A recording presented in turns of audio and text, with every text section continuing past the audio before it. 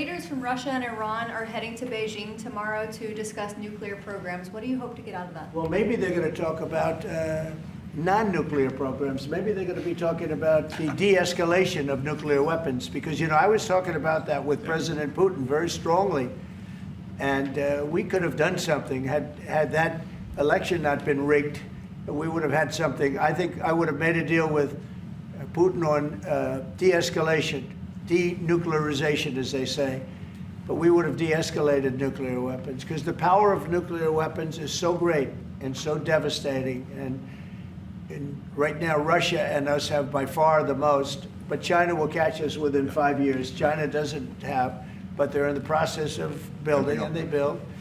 And within 4 or 5 years, they'll probably have the same. And by the way, this is a Republican tradition. Ronald Reagan, when he negotiated with Gorbachev in the 1980s about bringing down the number of nuclear weapons, it's what you have been doing your first term, and it is important.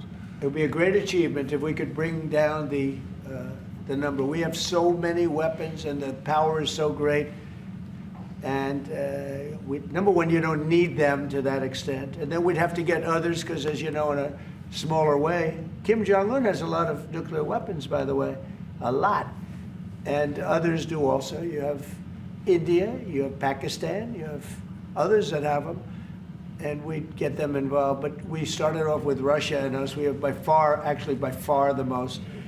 And we were going to denuclearize. And that was going to happen. And then we were going to China. And I spoke to China. I spoke to President Xi about it. And he really liked the idea. He'd like not to spend trillions of dollars building weapons that hopefully he's never going to have to use. And because they are very expensive also. So that would have been great.